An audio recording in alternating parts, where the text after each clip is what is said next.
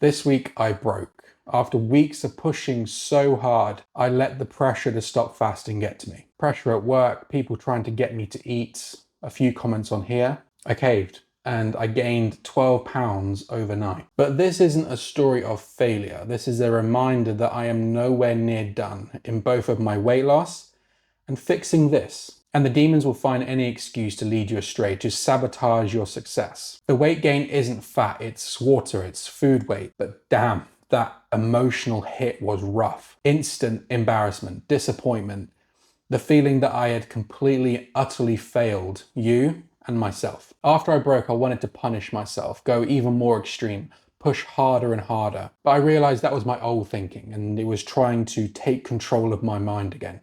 You don't conquer yourself by punishing yourself. You don't conquer yourself by being reactive. You conquer yourself by staying the course, by getting up, learning, and moving forward with clarity. I'm not giving up. This is not the week that I failed. This is the week that I got tested. And now I'm getting back up stronger. No excuses, no hiding, just getting back to work. If you've ever fallen off, and I suspect you have, many of us have, in whatever venture you're trying, this one's for you. We're not chasing perfection, we're chasing growth.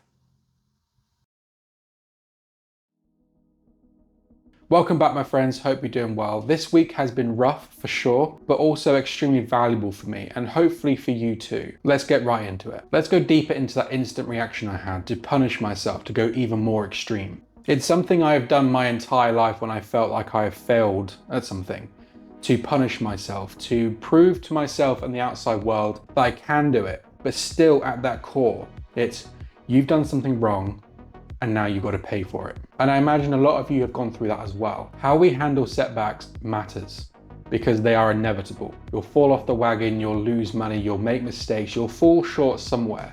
And that's part of any venture that you take on. You fall off your eating plan and you just say, screw it, I'm gonna have a curry tonight, I'm gonna nip to the shop, get a few drinks, grab a packet of Star Mix Haribo. Definitely not me. And that one mistake snowballs, it spills into the next day, excuses just pile up. My first reaction was, I'm gonna do a 40-day fast to teach myself a lesson, to make up for it, to disguise it as self-mastery. But suddenly fasting wasn't a tool anymore. It was a manifesto to cover up one misstep. I got emotional, reactive, and I forgot my advice from last week's video.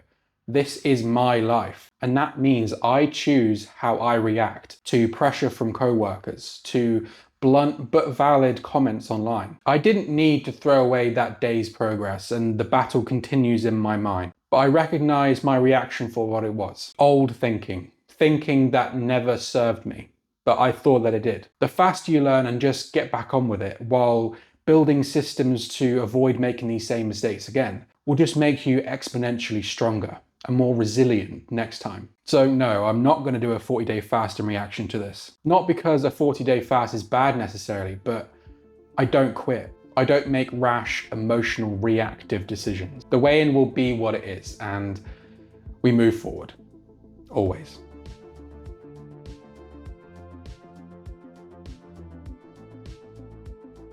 Welcome back to Death Attack, our weekly segment where I go through any updates and anything related to my ever-shrinking pile of debt.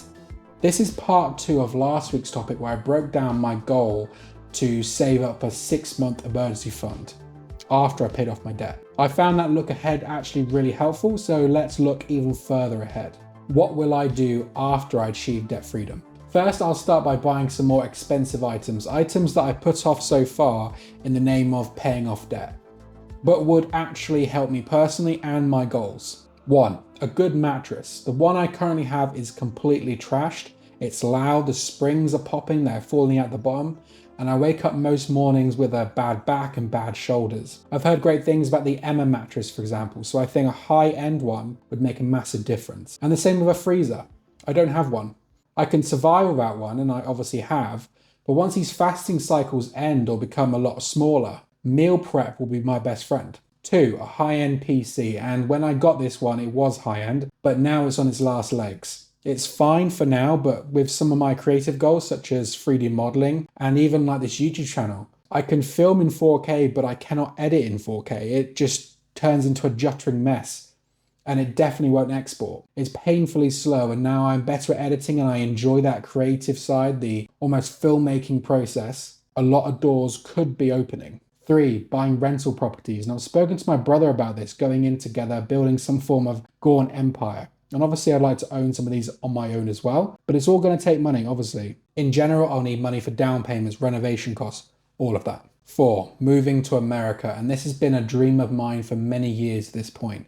And I think I mentioned it once in a very early video of this channel. Lately, I've been looking into this more seriously and to see what's actually involved in the process. And obviously there's going to be a lot of costs involved even before I get there. A good immigration lawyer is going to cost around 8 to 15,000 based on my research. 5, helping friends, family, and your community. This is actually the final step in Dave Ramsey's baby steps. Give generously. This will obviously come later, but I'm not really talking about small gifts here. I'm thinking about financial security, not just buying my mum and dad a new iPhone. Community-wise, I've got a very ambitious idea, and I will announce that when it's ready. And what about you? What are your financial goals after debt freedom? And if you've already paid off all your debt, what did you do next?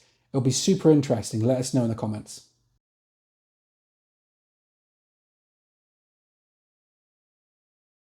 Here's a quick update on the mini goals that I set myself around 2 weeks ago, the side quests, just to see where I'm at and just to see if anything needs tweaking or adjusting. Cold showers and cold exposure. I've not been doing this every day, but it is going relatively well. And I've noticed 2 things from doing it. My skin does feel smoother and a little bit tighter. It feels a bit softer as well, which wasn't really what I was aiming for, but I'll take it. And number 2, it's kind of like a meditation. And this is more of what I was aiming for because this is what's building discipline. I react less. It's an exercise in mindful control and it becoming more resilient to those stresses, to discomfort. In 2 weeks, I'll do a proper segment on this because it needs a little bit more time to give you proper feedback on it. My no spend month, and as you can probably already tell, that went out the window when I broke my fast. I do have a food fund, but I did not want to dip into it because I want to stick to the plan. So that one failed. Next, the daily gym and walking to and from work. Walking home has been very consistent, no issues. I walked home on Friday and it was blustery, it was raining, it was tipping it down, but I didn't care. The hour and 20-minute walk is a great time to sort of unwind and just to think about the day, think about your goals. It's actually quite meditative. The gym hasn't been every day, it's more like every other day. And this has mainly been because of the persistent issue of my left foot. It was my right foot, but now my left foot, if you remember, I had pain in the tips of my toes. And this is actually quite debilitating because I always have to walk on the side of my foot or I have to curl my toes up to stop the pain. I'm trying to do as much as possible, but like straddle that line so I don't injure myself because obviously that will just end it completely. And lastly, a massive thank you and a big welcome to new watchers. One of my realistic goals before the end of the year was to reach 500 subscribers and we've hit that. We're around 510 now, which is very cool. Thank you very much. I'm glad you're engaged with the story and just a bit of an interesting tidbit. Going from 300 to 400 was so much slower than going from 400 to 500. And I think it shows that momentum and traction are definitely picking up. Thank you.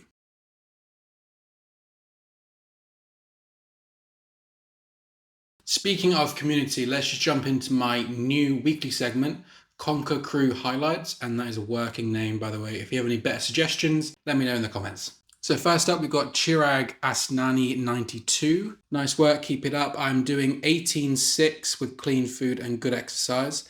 And for anyone who doesn't know, 18-6 is 18 hours of fasting and a 6-hour eating window. Lost 22 pounds in less than 2 months. Started at 280 pounds, now weigh 256. With end goal of 220 pounds by April next year. Wish me luck.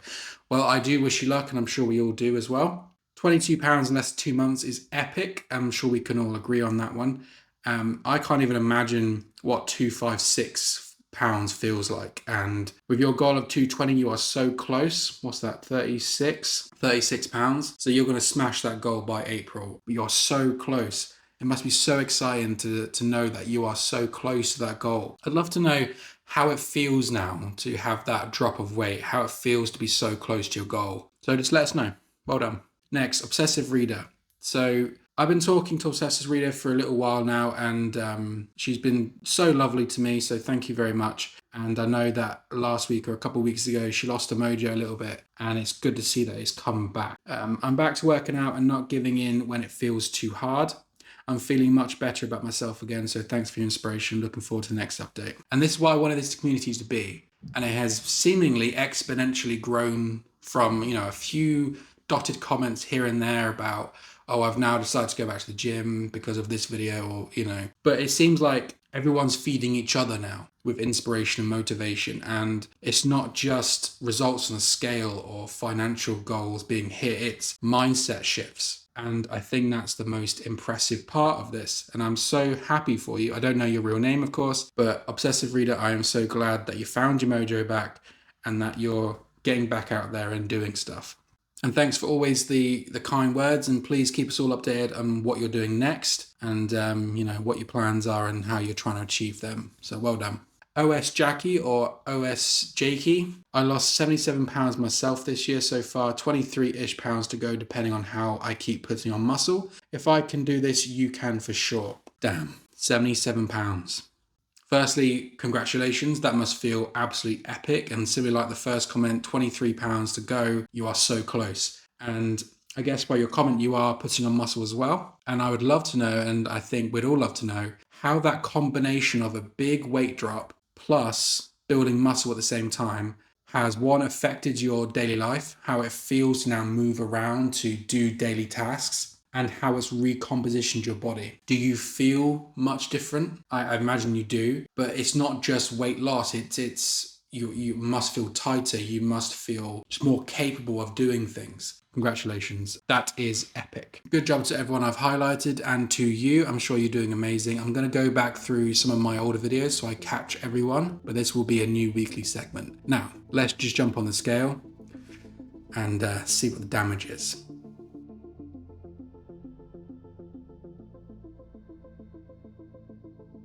Good morning, it is Sunday morning, my weigh-in day and my refeed day. So based on what I said earlier, I'm expecting about the same as last week or a little bit higher, 1 or 2 pounds increase. But let's just jump on the scale and find out.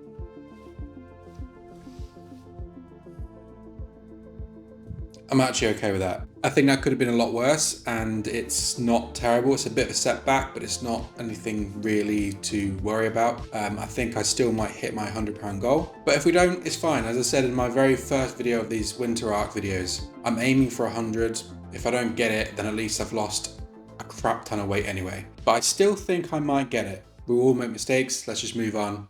Forward. We don't rise because the path is easy. We rise because we refuse to stay down. A setback isn't the end, it's the invitation. The reminder that the battle is real and the enemy lives within. But every day you choose discipline, every day you show up, you reclaim another piece of yourself. This week tested me, and I walked through it, not perfectly, but with intention, with clarity, with resolve. The mission continues, the work continues. And I continue. Conquer thyself.